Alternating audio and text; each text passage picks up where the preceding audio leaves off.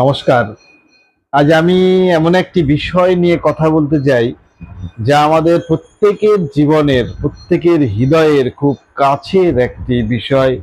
সেটা হচ্ছে সম্পর্ক। গত আড়াই দশকে আমি বহু মানুষকে দেখেছি হাসি মুখে পথ চলা শুরু করা অনেক দম্পতি, অনেক বন্ধুকে মাঝ পথে থমকে যেতে। আর চারিদিকে তাকালে দেখি সম্পর্কের শুরুটা যতটা ধুমধাম করে হয়, শেষটা হয় ততটাই নিঃশব্দে। কেন আজ বিচ্ছেদের সংখ্যা এত বেশি? কেন আমরা আর একে অপরকে আর সহ্য করতে পারছি না? সোশ্যাল মিডিয়া খুললে, মিডিয়াতে, পাড়াতে, নিজের আশেপাশে শুধু দেখি ভাঙন আর ভাঙন।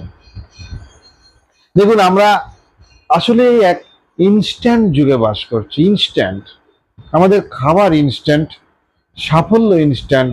তাই আমরা চাই সম্পর্কটাও যেন সব সময় নিখুঁত আর রঙিন থাকে। কিন্তু মনে রাখবেন, সম্পর্ক কোনো গ্যাজেট নয় যে খারাপ হলেই পাল্টে ফেলতে হবে। সম্পর্ক হলো একটা গাছের মতো, যাকে জল দিয়ে, যত্ন দিয়ে বড় করতে হয়। আজকের সম্পর্কে গভীরতা কমছে, কারণ আমরা মানুষের চেয়ে তার বাইরের মোড়ককে আজ বেশি ভালোবাসছে।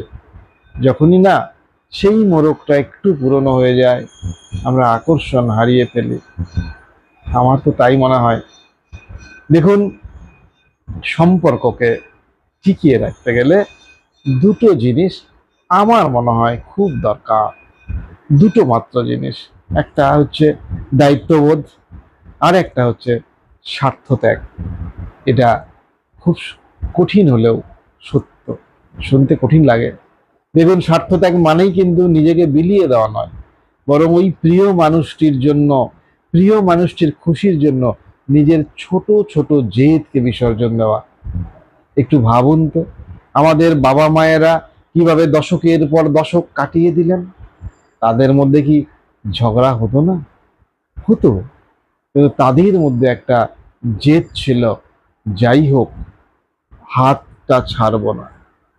আজ আমাদের মধ্যে সেই অ্যাডজাস্টমেন্ট করার মানসিকতা কমে গেছে।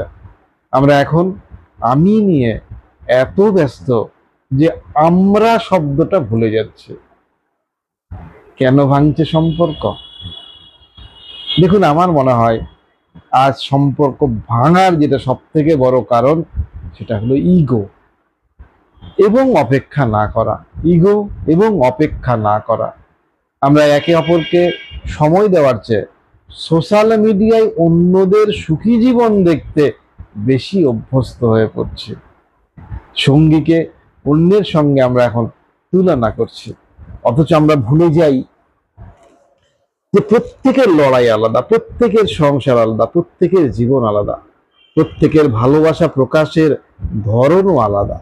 একটু ধৈর্য, একটু বিশ্বাস, আর ভুলগুলোকে ক্ষমা করার ক্ষমতা, এই তিনটে জিনিস থাকলেই যে কোনো কঠিন সম্পর্ককে বাঁচিয়ে রাখা সম্ভব। শেষে শুধু এইটুকুই বলবো, সম্পর্ক কিন্তু গড়া সহজ, কিন্তু টিকিয়ে রাখাটা একটা সাধনা। এটা বহু বছর ধরে প্রতিটা মুহূর্তে করে যেতে হয়। যদি কাউকে ভালোবাসেন, তবে তার ত্রুটিগুলোকেও ভালোবাসতে শিখুন। কারণ নিখুঁত মানুষ নিয়ে ঘর করা যায়, কিন্তু অসম্পূর্ণ মানুষকে সম্পন্ন করার মধ্যেই জীবনের সার্থকতা লুকিয়ে আছে। প্রিয়জনের হাতটা শক্ত করে ধরুন, দেখবেন পৃথিবীটা অনেক সুন্দর। ভালো থাকবেন।